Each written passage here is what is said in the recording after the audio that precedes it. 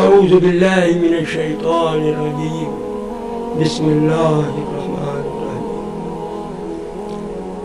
الحمد للہ رب العالمین والصلاة والسلام علی سیدنا ونبینا ورسولنا وشافعنا ومالک ارواحنا ومالک اجسادنا ومالک اعمالنا ومالک اولادنا ومولانا محمد ابی القاسم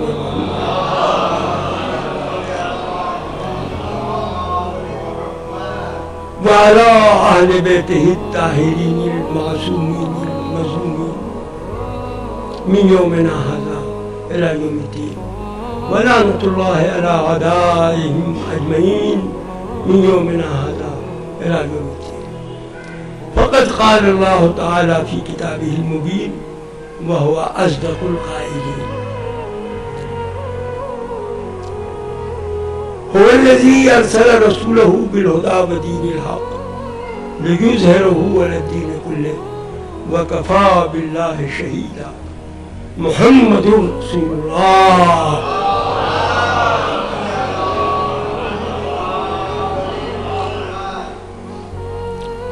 حضرات مومنین، ارشاد بارگاہ احدیت ہے. میں 2-4 منٹ کچھ انٹروڈکٹری ریمارکس اپنے بارے میں دیتا تھا، اب دوں گا نہیں کیونکہ سب لوگ ماشاءاللہ جان گئے ہیں، چاروں طرف ذکر بھی ہو رہا ہے. یہ آپ کے جذبات ایمانی کا اظہار ہے. میں اس قابل نہیں آپ سب حضرات کے جوتوں کی خاک ہوں. نہ مجھے دعویٰ ہے علم کا، نہ فضل کا، نہ بزرگی کا، نہ بڑائی کا، نہ پروفیسری کا، نہ 14 زبانوں کا. میں بارگاہ باب علم کا ایک ادنا ترین، حقیر ترین ذرہ خاکی سے کم تر. یہی میری لیاقت ہے اور یہی میری سند ہے اور یہی میری ڈگری ہے اس تعلق سے. ارشاد بارگاہ احدیت ہے کہ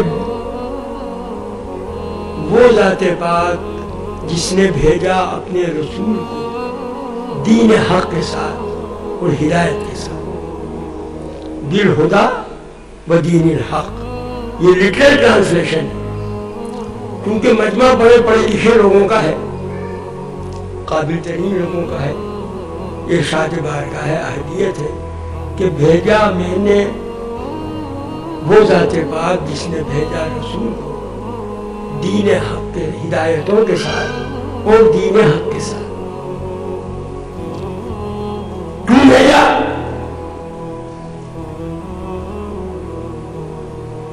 دین لے کر تو انبیاء آئے، آدم سے لے کر تا حضرت سیدنا عیسیٰ علیہ السلام سبھی دین لائے. کیا وہ غیر دین تھا؟ وہ بھی دین تھا. ہمارے آقا مولا بھی دین لائے. کیا فرق ہے؟ ان کا دین دین تھا اور ان کا دین بھی دین اسلامی تھا. اسلام نکلا ہے سلمہ یسلم سے، سلامتی کا راستہ، شانتی کا راستہ، پیس کا راستہ. لیکن جب آدم سے خاتم تک آئے تو اللہ نے ایک بات کا اضافہ کر دیا کہ وہ دین جو لائے تھے وہ اپنے زمانے میں مغلوب ہوتے گئے. غلبہ ہوا لیکن مکمل نہیں ہوا.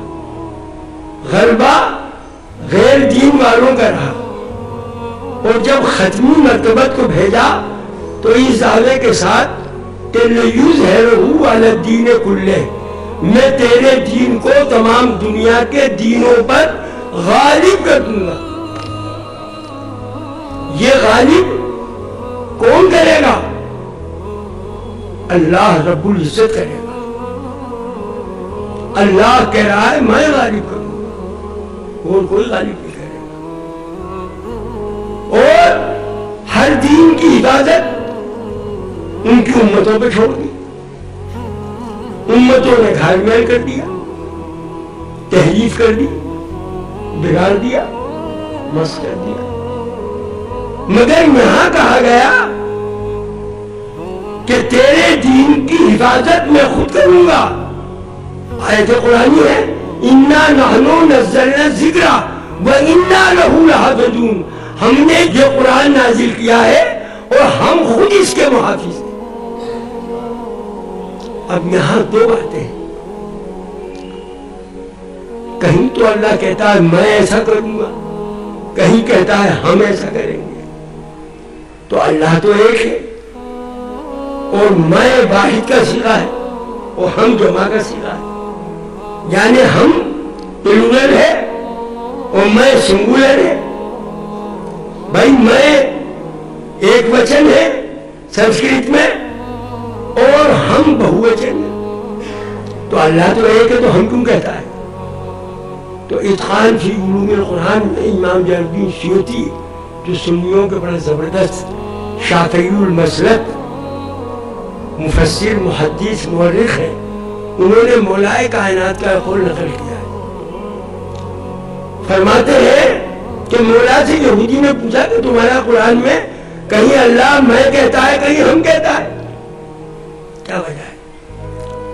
مولائے کائنات نے ارشاد فرمایا کہ یہودی تو سمجھا نہیں. جب انسان کوئی سادہ بات کہتا ہے، عام بات کہتا ہے تو میں کہتا ہے میں بازار جاؤں گا، میں کھانا کھاؤں گا، میں نوکری پر جاؤں گا. تو اللہ بھی سادہ بات میں کے انداز میں کہتا ہے. اور جب اللہ اپنے سوا تمام طاقتوں کو چیلنج کرتا ہے تو اس وقت میں نہیں کہتا، اس وقت ہم کہتا ہے. ہم عبادت کر رہے ہیں، تم سے ہو سکے تو مٹا کے دکھا لو. وَرَفَعْنَا لَكَ ذِكْرَكَ، تیرے ذکر کو تیرے لیے محمد ہم اونچا کر رہے ہیں، کسی سے ہو سکے تو نیچا کر کے دکھا دے. جب ذکر محمد اونچا، جب دین کی حفاظت اونچی، کس کی طاقت ہے کہ مٹا دے؟ آج تک مٹایا نہ جا سکا. بڑی طاقتیں لگیں، پورے مکے نے طاقتیں لگیں. عالم ظاہری میں اس دین کی حفاظت کے لیے اسباب بھی تو ہونا چاہیے. دنیا عالم اسباب ہے. بچہ پیدا ہوتا ہے تو ماں باپ درکار ہے. اب یہ اور بات ہے کہ کبھی معجزانہ قدرت میں بغیر باپ کے پیدا کر دے آدم کو بغیر ماں باپ کے، لیکن ہر روز تو ایسا نہیں ہوتا. یہ دنیا عالم اسباب ہے. Every action has got its equal and opposite reaction. Isaac Newton کا قانون ہے. سبب ہے، اسباب ہے، مسبب ہے. تو یہ عالم اسباب ہے. تو اللہ نے سبب کیا بنایا؟ سبب یہ بنایا کہ جب 1,24,000 انبیاء کے بعد آخری نبی آئے اور اس کے پیغام کی حفاظت کی ضرورت ہے کہ وہ بگڑنے نہ پائے، مسخ ہونے نہ پائے، مٹنے نہ پائے، تو اس کے لیے اہتمام کیا کہ اس نبی کے اہل بیت پیدا کیے. اور اہل بیت ایسے کہ جو اس نبی کے دین کی حفاظت کے لیے اپنا سب کچھ لٹا دے اور مٹا دے، لیکن دین کو ذرہ برابر نہ مٹنے دے، نہ گھٹنے دے، نہ کم ہونے دے. یہ جذبہ ان اہل بیت کو اس نے عطا کیا. تو یہ واحد مثال ہے. اور چونکہ میرا عنوان ہے معرفت حق اہل بیت، تو جب حق اہل بیت آپ جبھی تو سمجھیں گے جب حق رسالت سمجھیں. مرکز تو رسالت ہے، جب رسالت ہی نہیں سمجھی تو حق کیا سمجھیں گے؟ ارے جڑ تو رسالت ہے، جب جڑ ہی سمجھ میں نہ آئی تو شاخیں کیا سمجھ میں آئیں گی، پھل کیا سمجھ میں آئیں گے؟ پھل تو جب سمجھ میں آئیں گے جب جڑ سمجھ میں آئیں گے. تو پہلے ختمی مرتبت کی عظمت دیکھیے. جتنا قانون آپ نے پیش کیا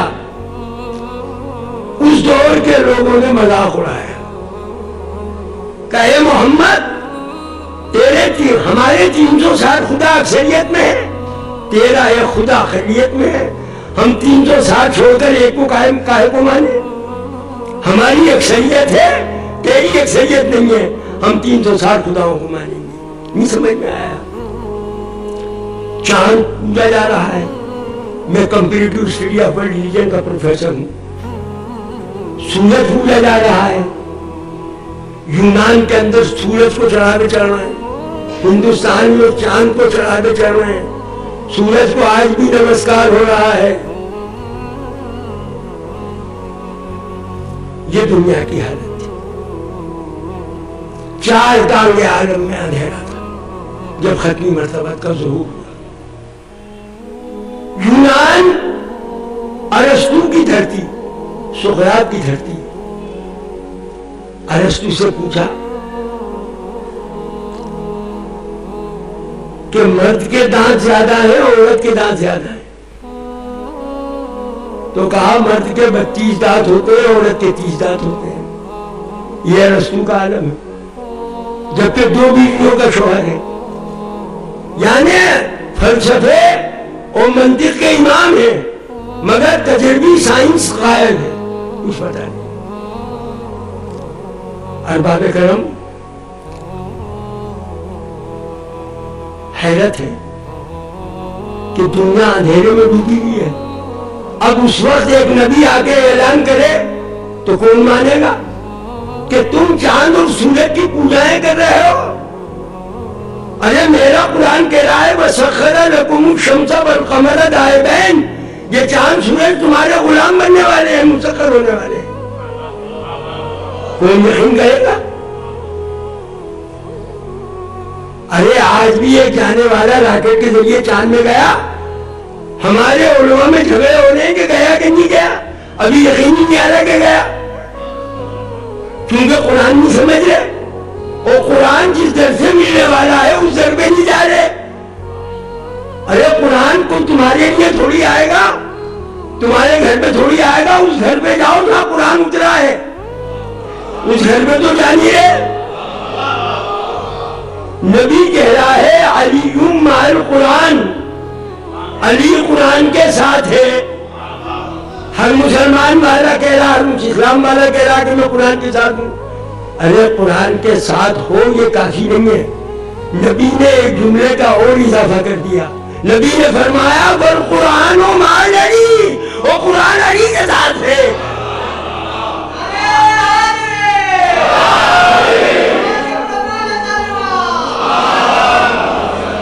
جدھر جدھر علی جائے گا قرآن جائے گا، جدھر جدھر علی جائے گا قرآن جائے گا۔ قرآن کی تفسیر عبداللہ ابن عباس کہتے ہیں کہ بائے بسم اللہ کے نقطے کی تشریح کی تو 3 دن گزر گئے۔ فرمایا کہ اگر عمر بھر تشریح کروں تو بائے بسم اللہ کا نقطہ پورا نہیں ہوگا۔ جس کے قرآن دانی کا یہ عالم، جس پر قرآن آیا، جس نے اس کو قرآن پڑھایا۔ اجی ہمیں قرآن کون پڑھاتا ہے؟ کوئی ملا جی، کوئی مدرسے کے معلم پڑھاتا ہے، نہیں پڑھاتا۔ اور قرآن جس پر نازل ہوا وہ پڑھائے۔ دیکھیے جتنا پڑھانے والا اونچا ہوگا پڑھنے والا اونچا ہوگا۔ ایک آپ لکھنؤ یونیورسٹی سے انگریزی میں پی ایچ ڈی کریں تو یہاں کی انگریزی ماشاءاللہ ہی ہوگی، اور ایک بچہ آکسفورڈ یونیورسٹی میں جا کے انگریزی میں پی ایچ ڈی کرے تو اس کی انگریزی کا جواب ہوگا، کیونکہ پڑھانے والے اہل زبان۔ تو جس پر قرآن نازل ہوا ہے، جس کو وہ قرآن جس پر نازل ہوا ہے وہ پڑھا رہا ہو، اس کی پڑھائی کا کیا ٹھکانہ؟ اور عالم یہ ہے کہ فرماتے ہیں مولا کہ میرے آقا مجھے ایک باب پڑھاتے تھے، 1000 باب کھل جاتے تھے۔ نبی ایک باب پڑھا رہے ہیں، باب مانے چیپٹر، ادھیائے، نبی ایک ادھیائے پڑھا رہے ہیں۔ اللہ کہتا ہے اے محمد تو ایک چیپٹر پڑھا رہا ہے، لے تیری محبت میں، تیرے فیضان نظر سے میں علی پر 1000 باب کھول رہا ہوں۔ محمد بھی پڑھا رہے ہیں اور خدا بھی پڑھا رہا ہے۔ جس کے پڑھانے والے 2 ہوں اس کی قابلیت کا کیا ٹھکانہ ہے؟ سمجھ رہے ہیں آپ؟ تو اس کی معرفت نہایت ضروری ہے۔ ارباب کرم،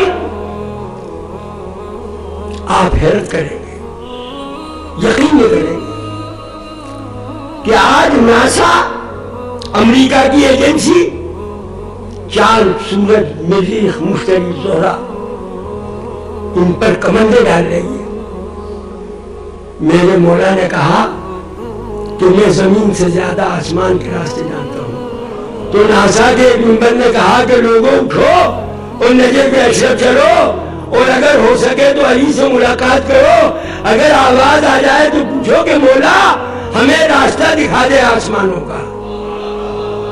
جو علی آسمانوں کے راستے دکھا رہا ہے، وہ کہتا ہے زمینوں سے زیادہ آسمانوں کے راستے جانتا ہوں۔ تو ارباب کرم اندازہ لگائیے اس کے علم کا کیا ٹھکانا۔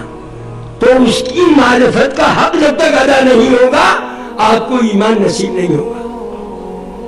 دیکھیے، اچھی طرح سمجھ لیجیے، پڑھانے والا، اچھا پھر کیا کہہ رہے یوں کا صاحب وہ تو نبی ان پڑھ تھے۔ میں نے آج آصفی امام باڑے میں کہا تھا کہ لوگوں نے امی کا ترجمہ ان پڑھ کر رکھا ہے۔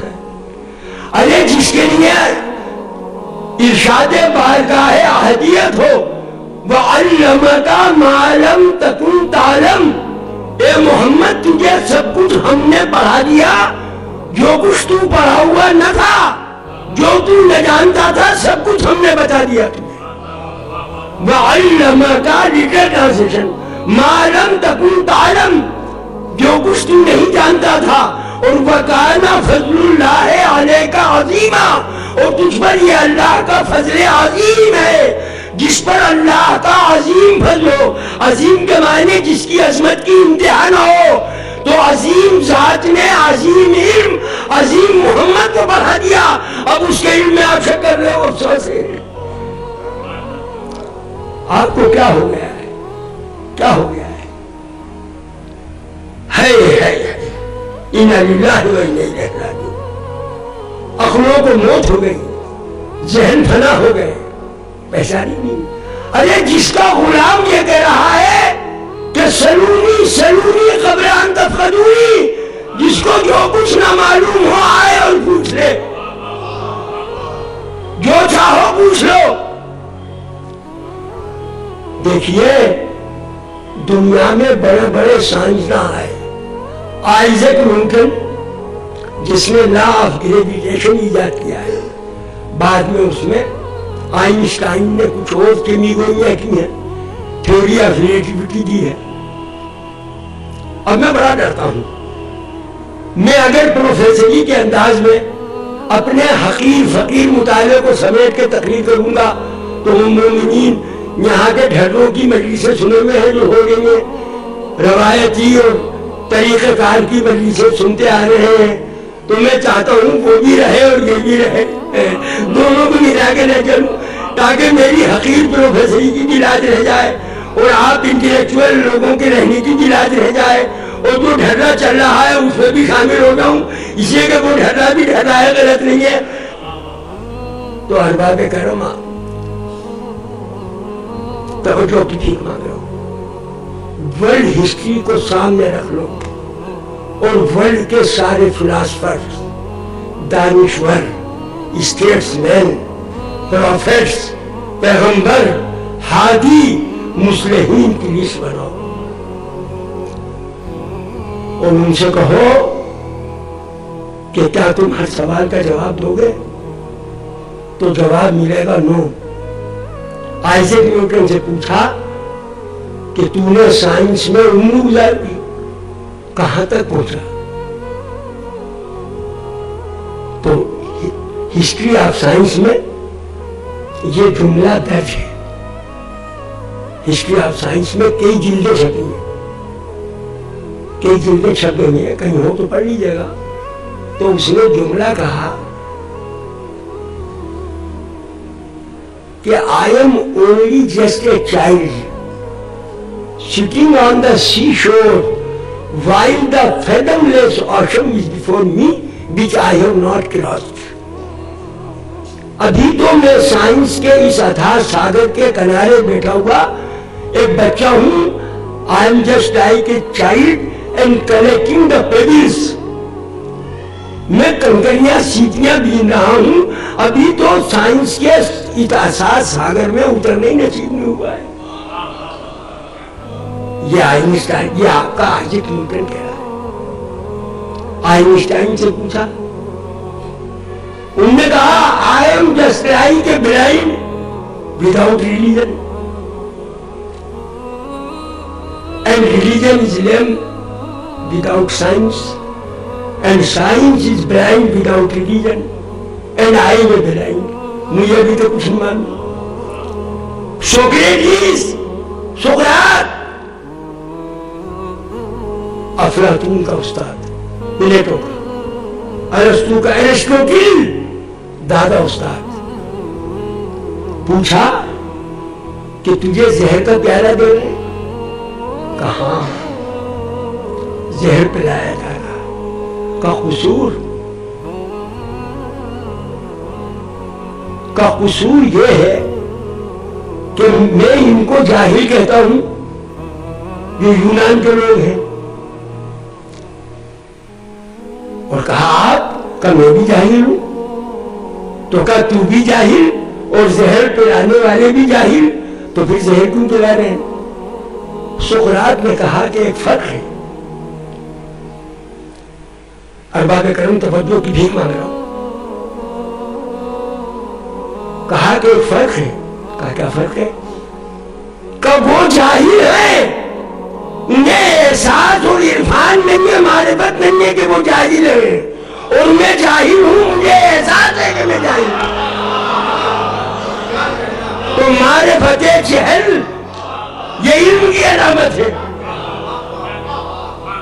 تو معرفت جہل یعنی بے علمی کا احساس ہونا علم کی علامت ہے. تو کہا مجھے اپنے جہل کا احساس ہے، یہ احساس نہیں ہے، اس لیے مجھے زہر دے رہے ہیں. تو کہا کچھ جانتا ہے؟ کہ میں کچھ نہیں جانتا. یہ سقراط کہہ رہا ہے. پیغمبر اعظم ذوالقرنین کون ہے؟ اصحاب کہف کون ہے؟ روح کیا ہے؟ سوال کرنے والے آئے. قرآن نے کہا قل الروح من امر ربی، اے نبی کہتے کہ روح اللہ کا حکم ہے.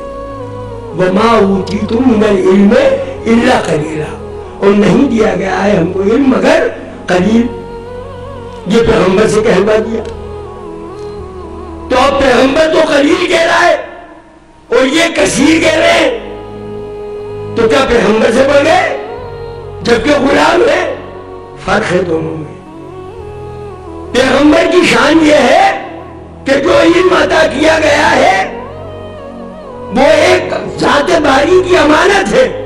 جب تک امانت والا نہ کہے کہ اسے خرچ کرو تو صادق و امین کیسے خرچ کر دے جب تک اس کا اشارہ نہ ہو.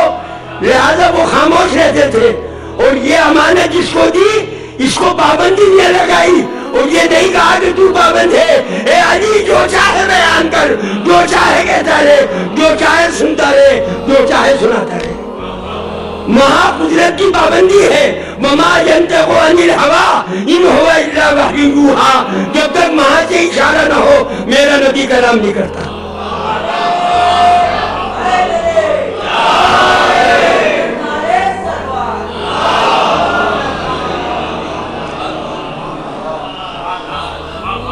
ارباب کرم سے بولنا چاہوں گا تو ایک ذات ہے جو کہتی ہے کہ جو چاہو مجھ سے پوچھ لو.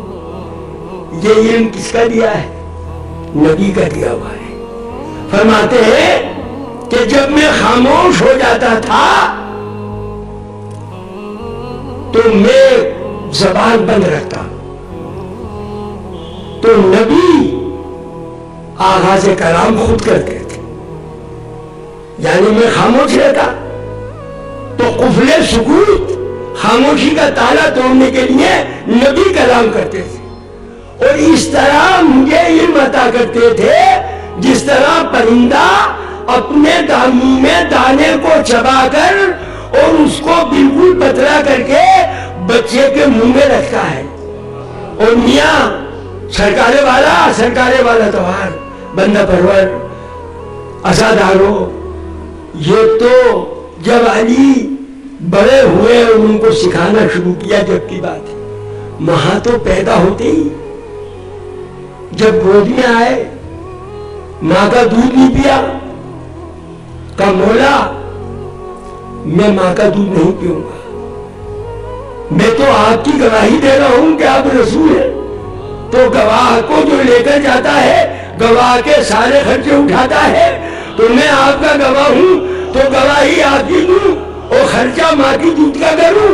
سرکار نے زبان مبارک نکالی اور علی کے دہن پہ ڈال دی. جس کا روزہ لوہا کے دہن رسول سے کھلا ہو. ارباب کرم سارے علوم علی کے سینے میں اتار دی. لوگ کہتے ہیں کہ قرآن پاک شب قدر میں نازل ہوا، پھر یہ بھی کہتے ہیں کہ 23 سال میں نازل ہوا.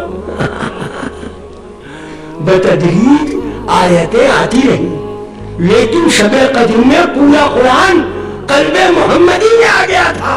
میرا محمد محتاج جبرائیل نہیں تھا. جب جبریل کو بھیجا گیا تاکہ وقتاً فوقتاً آ کر میرے نبی کو یاد دلاتے رہے. تو یاد دلانا اور ہے، نازل ہونا اور ہے. نیا قرآن نہیں آتا تھا. جب قرآن کے حروف مقطعات آتے توسین کاف ہا یا صاد حامیم عین قاف، تو نبی کہتے فہم تو علم تو ایک دن جبریل نے کہا کہ میں تو نہیں جانتا ان کا مطلب، آپ کیسے جانتے ہیں؟ تو کہا جبریل یہ نہ سمجھنا کہ قرآن تم لا رہے ہو، قرآن تو میرے قلب پر میرے رب نے نازل کر کے اور مجھے قرآن پڑھا کے بھیجا ہے. ارباب کرم اب یہ قرآن خاموش ہے، یہ بولتا نہیں ہے. جب یہ قرآن آیا تو اس قرآن کے ساتھ ایک بولنے والا قرآن آیا. اے قرآن تو خاموش رہنا، یہ خاموش فلم ہے، ایک بولتی ہوئی فلم بھی ساتھ آ رہی ہے. اے ایمان والو اس قرآن سے نہ پوچھو، جو بولنے والا ہے اس سے پوچھو، وہ تمہیں قرآن کے ہر سوال کا جواب دے گا. اور وہ کون ہے؟ علی مرتضیٰ شیر خدا مولا کائنات. نعرہ سلام.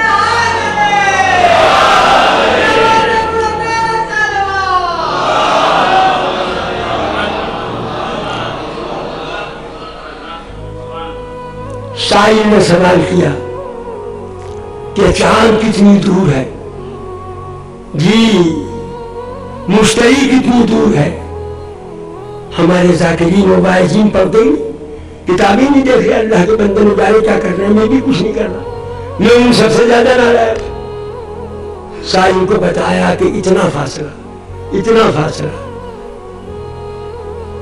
تو کہا کیا ہم وہاں پہنچ سکتے ہیں؟ کیا ہم وہاں؟ پہلی منزل تو چاندی ہے، اس کے بعد ہے آگے سیارے. میرے ایک دوست تھے توفیق حسن شیخ، شیعہ ہیں، امریکہ میں رہتے ہیں، میرے ساتھ کے پڑھے میں دوست ہیں. انہوں نے جا کے ذکر کر دیا ناسا کے لوگوں میں کہ ایک دیوانہ ہے ہمارا دوست پروفیسر سید محمد ضیاء الدین کاظمی شمسی تہرانی، بڑا پاگل آدمی ہے، اس کو بلاؤ. تو وہاں سے دعوت نامہ آیا ہے، انشاءاللہ جاؤں گا. سیاروں کا علم چاہتے ہیں، مولا نے سب بتایا. سائل نے پوچھا کہ کیا چاند تک جا سکتے ہیں؟ تو کہا کہ تم نے قرآن نہیں پڑھا؟ واللیل اذا وسق، قسم ہے رات کی جب وہ پھیل جائے. والقمر اذا اتسق، اور قسم ہے چاند کی جب وہ آباد ہو جائے. لترکبن طبقا عن طبق، کھنڈ در کھنڈ اس چاند میں چڑھ کر جانا ہے. لترکبن، ترکبہ یرکبو، رکبہ یرکبو اس کی گردان ہے، اس کا صیغہ ہے، یعنی چڑھنا. رکب، راکب، مرکب یہ سب اسی کے مشتق الفاظ ہیں. یعنی چاند میں چڑھ کر جانا ہے، یعنی میرا آقا راکٹ کی خبر دے رہا ہے کہ سواری بنے گی اور لوگ چاند میں جائیں گے. اب اس دور کا انسان تو ہنس رہا ہوگا کہ کہاں چاند میں جائیں گے. ہے رقب جڑکا کو جانتے ہیں آپ؟ دونوں شہزادے کاندھے پہ بیٹھے ہوئے، سرکار جا رہے ہیں. حضرت عمر مل گئے، دونوں شہزادوں کو دوش رسول پہ دیکھ کے کہا نعم المرکب مرکبکما، تم دونوں کی سواری مرکب کتنا اچھا ہے کہ دوش رسول پہ بیٹھے ہو. جس رسول کی نالین کی خاک عرش معلیٰ کی پیشانی کا نور ہے، اس کے کاندھے پر تم بیٹھے ہو. یہ عرش، یہ بلندی، یہ معراج کسی کو نصیب نہیں. رسول کو خوش ہونا تھا، خوش نہیں ہوئے. تیور بدل کے کہا، ایک نے خطاب کیا کہا نعم المرکب مرکبکما، ایک خطاب کے بیٹے یہ کہ نعم الراکبان انتما، تم سوار کتنے اونچے ہو کہ محمد کے کاندھے میں بیٹھے ہو.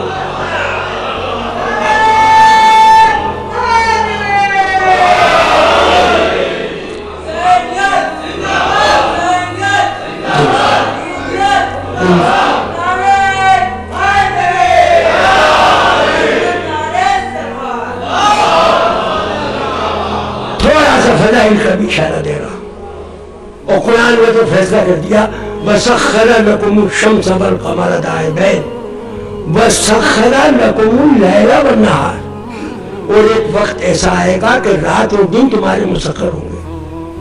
فَآتَاكُم مِّن كُلِّ مَا سَأَلْتُمُوهُ، پھر تمہیں دیا جائے گا جو کچھ تم مانگو گے. وَإِن تَعُدُّوا نِعْمَتَ اللَّهِ، اور اگر تم اللہ کی نعمتوں کو شمار کرو گے تو لا تحصوها، شمار نہیں کرو گے. ان الانسان لظلوم کفار، بے شک انسان بہت بڑا ناشکرا اور بہت بڑا چھپانے والا ہے، کفر کرنے والا ہے. یہ قرآن کا فیصلہ ہے. دیکھیے وہاں بھی کہا لَتَرْكَبُنَّ طَبَقًا عَن طَبَقٍ فَمَا لَهُمْ لَا يُؤْمِنُونَ، پھر بھی تم ایمان نہیں لاؤ گے. یہ بھی قرآن نے پیشن گوئی کر دی. چاند میں پہنچ کے اب تو پہچانو کہ چاند کا بنانے والا ہے. دیکھیے کوئنبی ورلڈ ہسٹری کا سب سے بڑا پروفیسر ہے، وہ اسلام کا اور اہل بیت کا کارنامہ کیا بتائے. دا گریٹسٹ کنٹریبیوشن، اس کی ہسٹری اٹھا کے دیکھو، خدا جانے کی کتابیں یہاں ہے نہیں ہے، علی گڑھ یونیورسٹی میں تو بہت بڑا ذخیرہ ہے. وہ کہتا ہے the greatest contribution of Prophet Muhammad and his family is that the objects of worship became the objects of research and investigation. انگریزی کا جملہ سمجھے کہ جو چیزیں پوجا کے قابل تھیں وہ محمد و آل محمد نے پوجا کے قابل نہیں اپنی غلامی کے قابل بنا دی کہ تحقیق کریں ان پر، ان کو غلام بنا کے پیش کیا. ارے تم خدا سمجھ رہے ہو، محمد و آل محمد انہیں تمہیں غلامی میں دے رہے ہیں.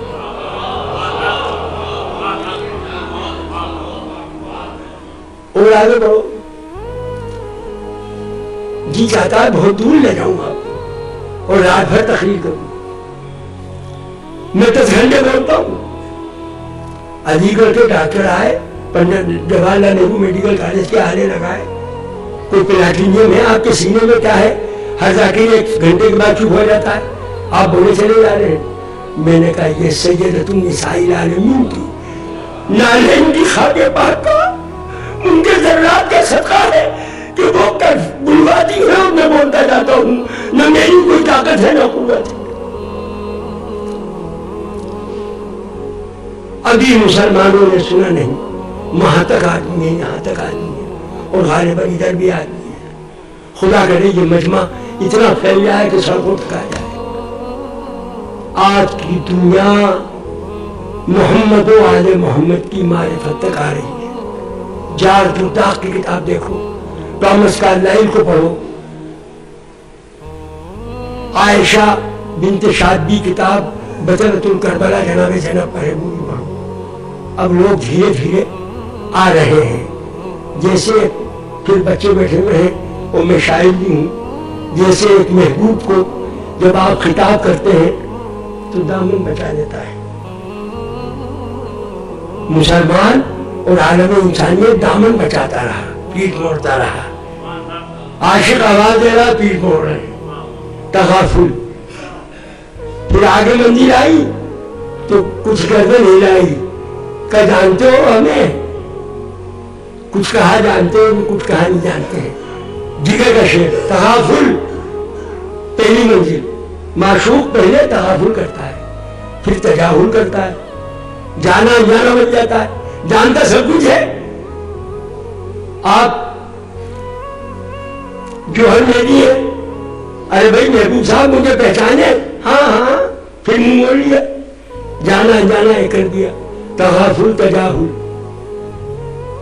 پھر وہ جو ہر ندی بڑھے, پیچھا کیا محبوب کا تو پیٹ موڑی, تبسم, پھر مسکرایا محبوب. تیسری منزل اور آگے بڑھے تو ہمارے جو ہر ندی ماننے والے ہیں کیا, ہمارے باڈی گارڈ ہیں آج کل, یہ لگا چھوڑوں گا نہیں, میں بات کروں گا.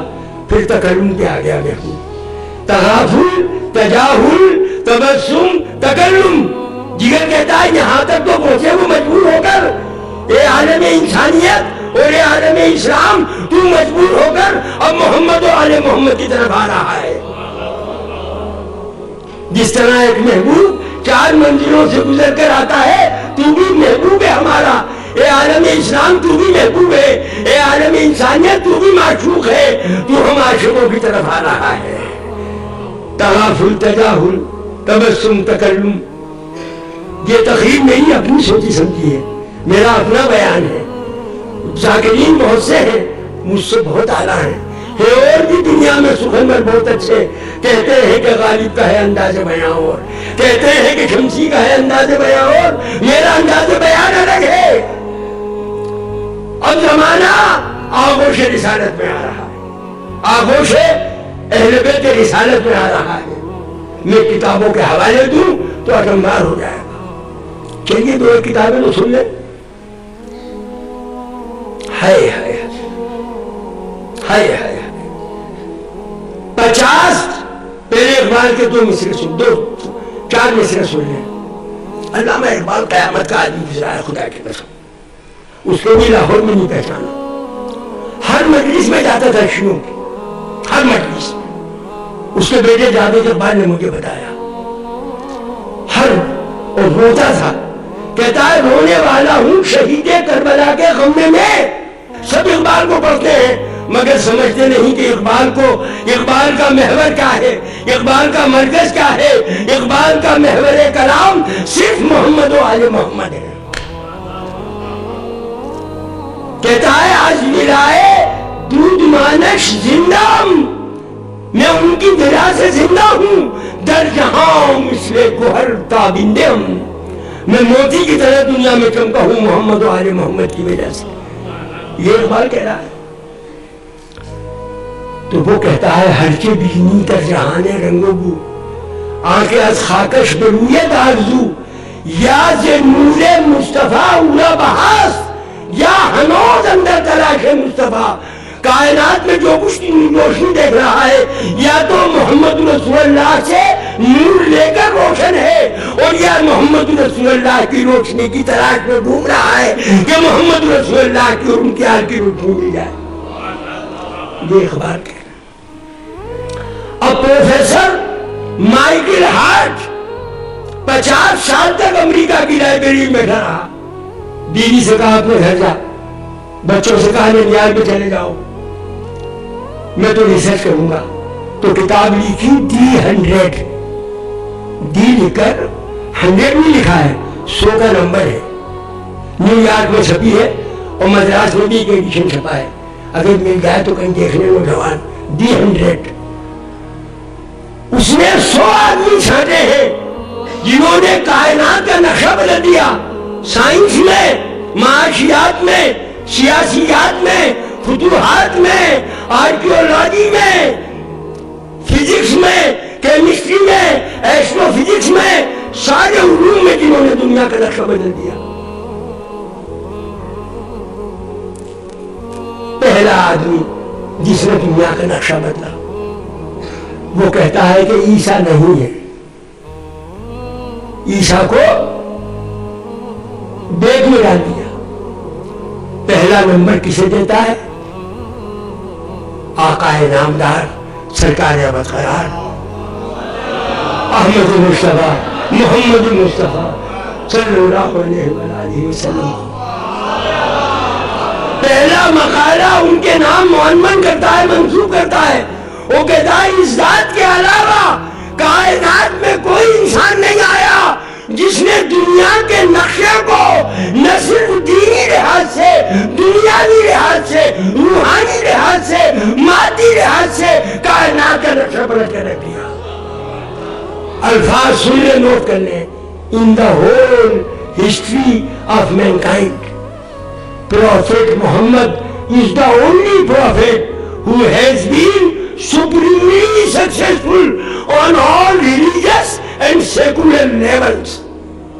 یہ سیکولر بولیں گے جو اندرا گاندھی بولتی ہے یا جو آج کل کے نیتا بولتے ہیں. سیکولر کے معنی انگریزی میں ہے دنیاوی باتیں، ریلیجیس معنی مذہبی باتیں، یعنی سپریملی سکسیسفل. انگریزی نہ ہے یہاں. یہ بھی کہہ سکتا تھا موسٹ سکسیسفل، لیکن موسٹ سے بڑھ کر سپریملی، یعنی بلندیوں کی معراج پر جس نے کائنات میں نقشہ بدل دیا وہ محمد رسول اللہ صلی اللہ تعالی علیہ وسلم.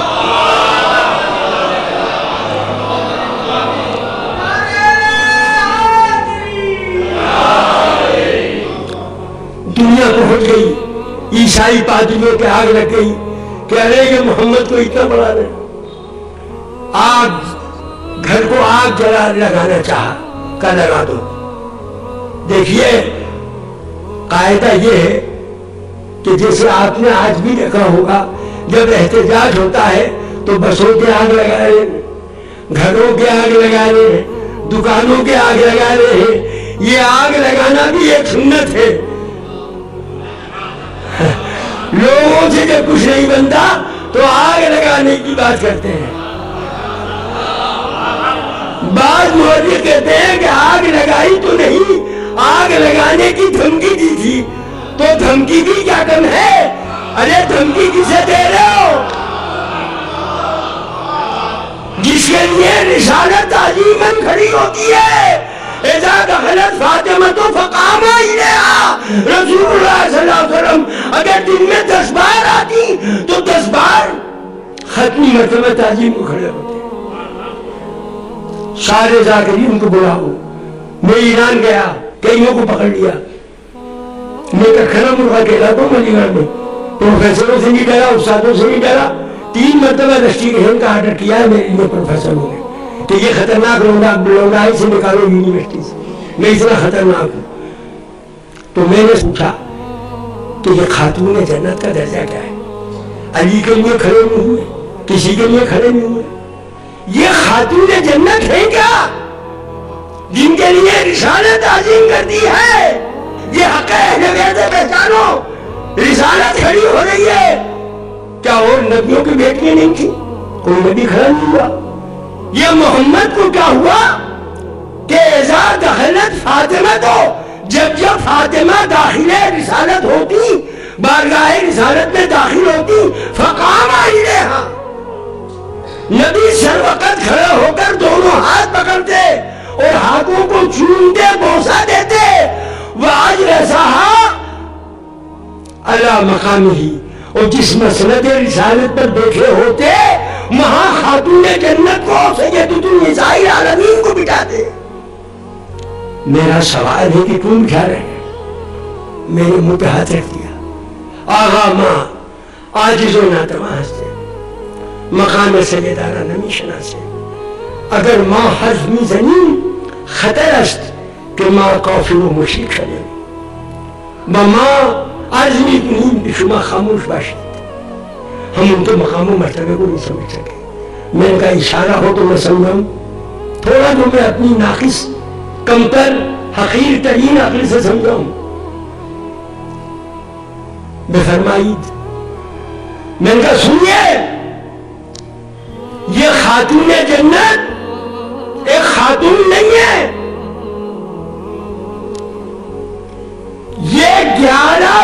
اماموں کی امامتوں کا مرکز کبریٰ ہے. 11 امامت ہے، 11 امام اس بدن مبارک سے پیدا ہو کر اسلام کی حفاظت کے ذمہ دار ہو گئے.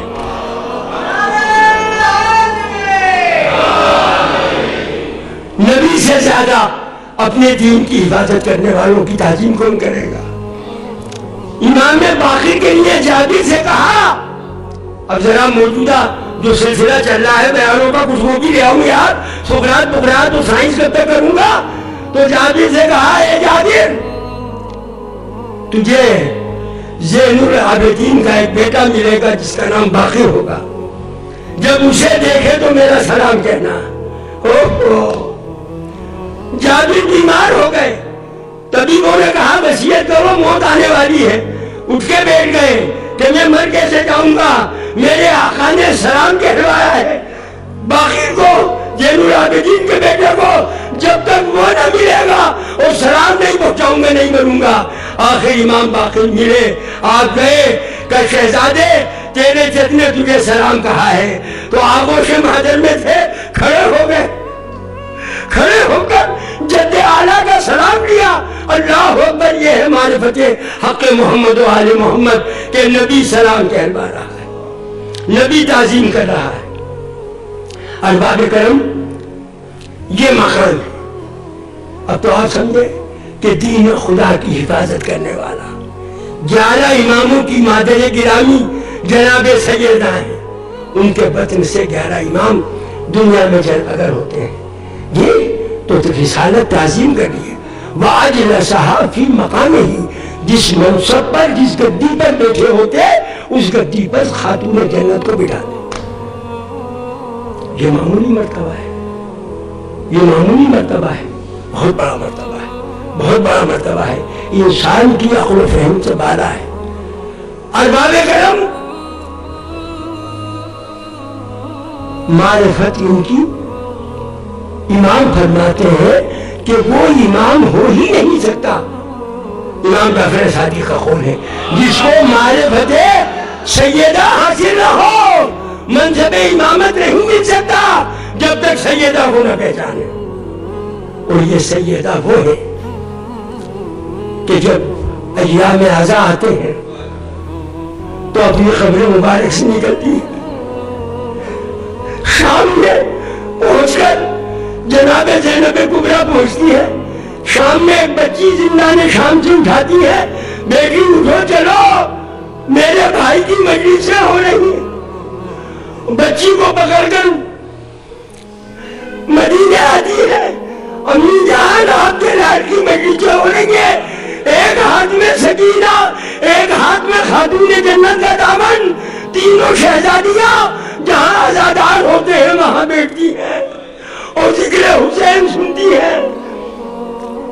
علامہ محسن عامری نے کہا کہ مجھے خواب میں بشارت دی کہ پوری مجلس میں رہا ہے، ارے مدینے کی رخصتی تو پڑھ دے. تو مدینے کی رخصتی کا بڑا درجہ ہے. نہ تو وہاں پہ حسین نانا کے مزار پہ آیا، نانا آخری سلام آپ کا شہزادہ جا رہا ہے. ارباب اعضا ماں سے ماں کے مزار پر آئے کہ امی جان آخری سلام. آواز آئی ہے بیٹے، یہ نہ سمجھنا اکیلا جا رہا ہے، ارے میں بھی تیرے ساتھ ساتھ چلوں گی، تیرے معصوم بچوں کی عبادت کروں گی. سیدہ ساتھ ہے.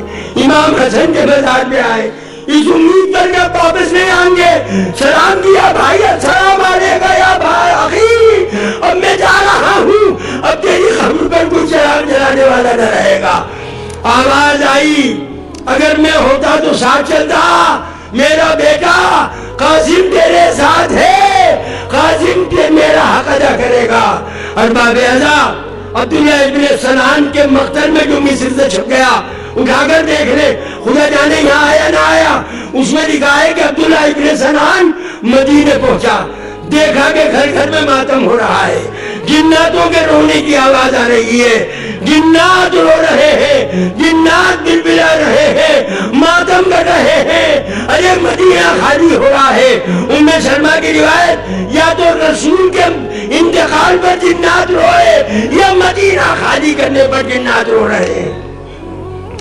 عبداللہ ابن سنان کہتا ہے کہ ہجوم تھا، محلے بنی ہاشم میں داخل ہوا، دیکھا کہ ایک ناقہ آیا، اس پہ سامان رکھا گیا، پھر دوسرا ناقہ آیا تو میں نے دیکھا پردہ اٹھا، ایک بیوی نکلی، 12-13 سال کا بچہ آیا، اس نے ناقے پہ بٹھایا، پوچھا یہ کون ہے؟ کہا گیا کہ یہ ام فروا بیوہ حسن ہے اور سوار کرانے والا قادم ہے۔ پھر دوسرا پردہ اٹھا، ایک شہزادی نکل کے آئی تو ایک کڑیے جوان آیا، اس نے بٹھایا، میں نے پوچھا یہ کون ہے؟ کہ یہ زوجہ حسین ام لیلا ہے اور یہ ان کا جوان بیٹا علی اکبر ہے جو ناقے پہ بٹھا رہا ہے۔ اس کے بعد میں نے کیا دیکھا کہ ایک پردہ اٹھا، پھر ایک شہزادی آئی تو قاسم بھی آئے، علی اکبر بھی آئے، ایک 32 سال کا جوان آیا اور تینوں نے مل کر ایک بازو پکڑ کر شہزادی کو بٹھایا۔ میں نے پوچھا یہ کون ہے؟ تو کہا علی کی سب سے چھوٹی بیٹی ام کلثوم ہے، تینوں سوار کر رہے ہیں۔ اب آخر میں ایک پردہ آخری اٹھا، ایک شہزادی نکل کے آئی، جب وہ باہر آئی تو اب تک 3 سوار کرنے والے تھے، حسین کرسی پہ بیٹھے ہوئے تھے، اب حسین سر وقت کھڑے ہوتے ہیں، ہاتھ باندھتے ہیں، کہتے ہیں اے ماں کے بعد ہماری ماں، ہم تجھے سوار کرائیں گے۔ حسین آگے بڑھے، تینوں آگے بڑھے، ناقے پر بٹھایا۔ راضی کہتا ہے کہ میں نے عرض کیا آقا آج تو آپ سوار کرا رہے ہیں، ارے 11 محرم کو جب ناقے لائے جائیں گے تو زینب کو سوار کون کرائے گا؟ جب خالی ناقہ دیکھیں گی کہیں گی اینا قاسم، قاسم کہاں ہو؟ اینا اکبر، اکبر کہاں ہو؟ اینا عباس، عباس کہاں ہے؟ اینا حسین کہاں ہے؟ علامہ ابو اسحاق کہتے ہیں لاشوں میں تڑپ ہوئی، تڑپ ہوگی، ہر لاشا کہے گا اے زینب تیری خدمت کو حاضر ہے، لیکن تیرے نانا کی شریعت روک رہی ہے، ورنہ اٹھ کے تجھے سوار کرائے۔ الا لعنت اللہ علی القوم الظالمین وسیعلم الذین ظلموا ای منقلب